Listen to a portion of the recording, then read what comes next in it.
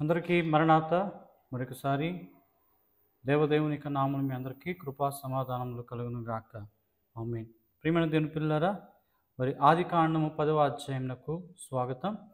మరి ఈరోజు 10వ అధ్యాయం మనము ధ్యానింపనై ఉన్నాం. అందరూ కూడా శ్రద్ధగా వినవలసిందిగా మనవి చేస్తూ ఉన్నాం.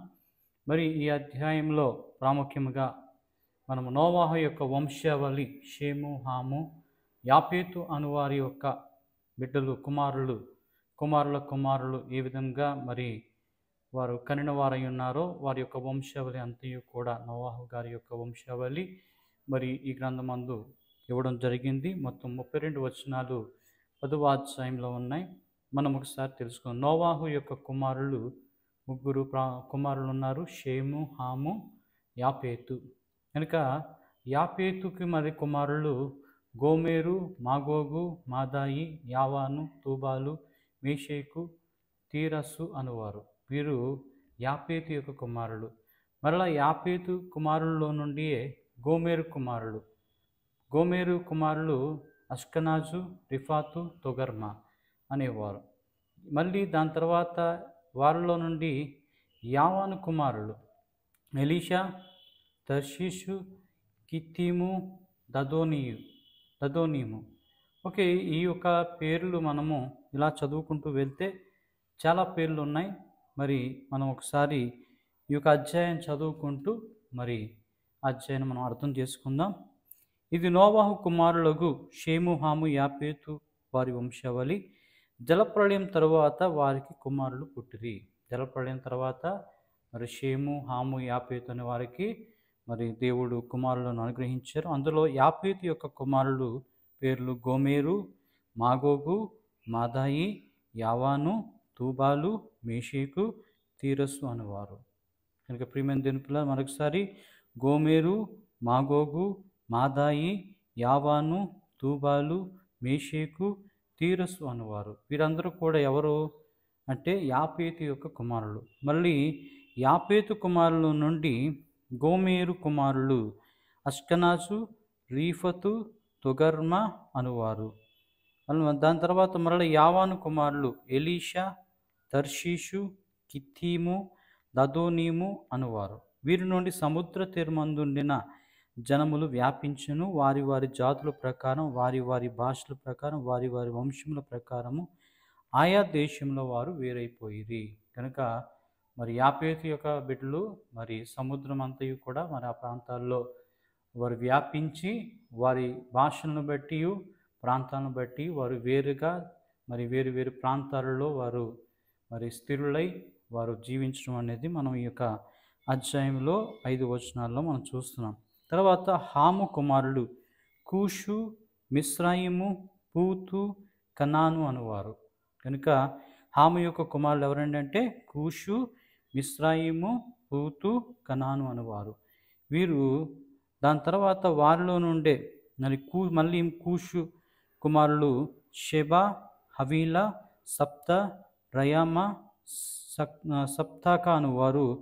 వీరు మళ్ళీ వాళ్ళలో నుండి వచ్చినటువంటి మళ్ళీ రయామా కుమారులు షెబా, దదాను అనువారు. కూషు నిమ్రోదును కనెను. అతడు భూమి మీద పరాక్రమశాలి ఉండుటకు ఆరంభించెను. మరి కూషు అనే వ్యక్తి ఎవరిని కన్నాడంటే నిమ్రోదును కనెను. కూషు అనే వ్యక్తి నిమ్రోదును కనెను. అతడు భూమి మీద పరాక్రమశాలి ఉండుట ఆరంభించెను. అతడు యెహోవా ఎదుట పరాక్రమం గల వేటగాడు. కనుక మరి పరాక్రమం గల వేటగాడు ఎవరి ఎదుట అంటే ఎవరి దగ్గర అంటే యెహోవా ఎదుట మరి పరాక్రమం గల వేటగాడై నిమ్రోదు వలె అని లోకోక్తి కలదు. లోకోక్తి అంటే మనుషుల యొక్క ఒక ఉక్తి అని అంటారన్నమాట. లోకోక్తి అంటే ఒక మాట. షీనారు దేశంలో బాబేలు, ఎరేకు, అక్కాదు, కల్ని అను పట్టణములు అతని రాజ్యమునకు మొదలు. ఆ దేశంలో నుండి అష్షూరుకు బయలుదేరి వెళ్ళి నినివేను, రహోబోతీరును, కలాహును, నినివేకును, కలాహుకును మధ్యనున్న రెసేనును కట్టించెను. ఇదే ఆ మహాపట్టణము. మిస్రాయిము లూదియులను, అనామీరును, లెహాబీయులను, నప్తుహీలను, పత్రుసీయులను, కస్లూహీయులను, కప్తోరీయులను కనెను. ఫిలిస్తీయులు కస్లూహీయుల నుండి వచ్చినవారు. ఫిలిస్తీయులు అనే వారు ఎవరి నుంచి వచ్చారు అంటే కస్లూహీయుల నుండి వచ్చినవారు.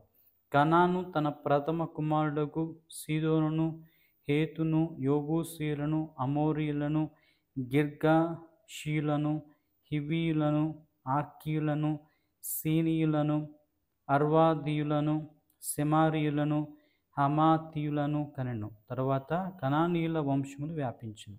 కనానీయుల సరిహద్దు సీదోన్ నుండి గెరారుకు వెళ్ళు మార్గములో గాజా వరకును, సొదొమ గొమొర్రా అద్మా సెబోయిములకు వెళ్ళు మార్గములో లాష వరకును ఉన్నది.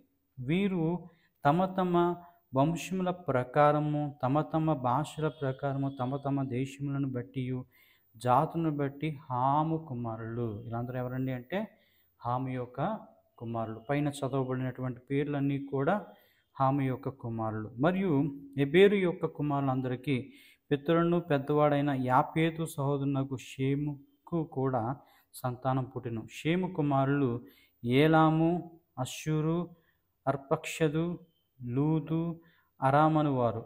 అరాము కుమారులు ఊజు, హూలు, గెతెరు, మషాను వారు. అర్పక్షదు షెలాహును కనెను.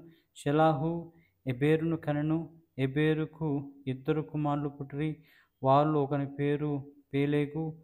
ఏలయనగా అతని దినములలో భూమి దేశములుగా విభజింపబడెను. అతని సహోదరుని పేరు యొక్తాను. యొక్తాను అల్మోదాదును, షెలాపును, అసర్మావేతును, యోరాహును, హదోరామును, ఉజాల్ను, దిక్లాను, ఓబాల్ను, అబీమాయేలును, షెబాను, ఓఫీరును, హవీలాను, యోబూబును కనెను. వీరందరూ యొక్తాను కుమారులు. మేషా నుండి సఫారాకు వెళ్ళు మార్గములోని తూర్పు కొండలు వారి నివాస స్థలము. వీరు తమ తమ వంశముల ప్రకారము, తమ తమ భాషల ప్రకారం, తమ తమ దేశమును బట్టి, తమ తమ జాతులను బట్టి షేము కుమారులు. వారి జనములలో వారి వారి సంతతుల ప్రకారము నోవాహు కుమారుల వంశములు ఇవే. ప్రవాహము గతించిన తర్వాత వీరిలో నుండి జనములు భూమి మీద వ్యాపించును. షేము, హాము, యాపేతు. అందులో యాపేతు అనే వ్యక్తి పెద్దవాడు, మిగతా వారు చిన్నవాళ్ళు కనుక షేము, హాము, యాపేతు.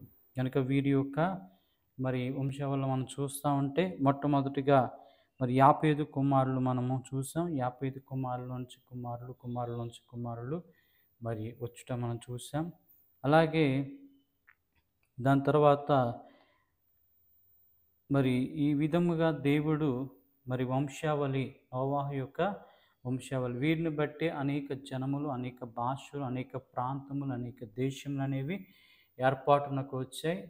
ఈ అధ్యాయం మరొకసారి మీరు చదివి మరి ఈ యొక్క అధ్యాయానికి సంబంధించినటువంటి చార్ట్ ఏదైతే ఉందో ఎవరికి పుట్టారు అనేది కుమారులు యొక్క చార్ట్ అనేది మరి ఇక్కడ డిస్ప్లే చేయడం జరుగుతుంది. దయచేసి అది ఈ చివరగా మీరు చూసి అర్థం చేసుకోవాల్సింది మీ అందరికీ మనం చేస్తున్నా. మరి ఈ యొక్క అధ్యాయంలో ఉన్న వంశావళి ఎలా అయితే మరి దేవుడు వారికి బిడ్డలను పుట్టించి దేవుని యొక్క ఉద్దేశాన్ని నెరవేర్చిన వారైనారో, అలాగే మన జీవితంలో కూడా దేవుడు మనకు ఇచ్చేటువంటి సంతతి బహుమానంగా దేవుడు ఇస్తున్నారు. వారు ఫలించి అభివృద్ధి పొంది విస్తరించి భూమిని నిండించి మరి గొప్పవారుగా అవ్వాలనేది దేవునికి ఉద్దేశం. అలాగే మన జీవితంలో కూడా అటువంటి నోవాహు బట్టి మనమందరము కూడా ఈరోజు ఇంత జనాంగముగా పుట్టడానికి అవకాశం ఇచ్చిన దేవునికి మరి మహిమయు ఘనతయు ప్రభావమును కలుగును గాక. అందరికీ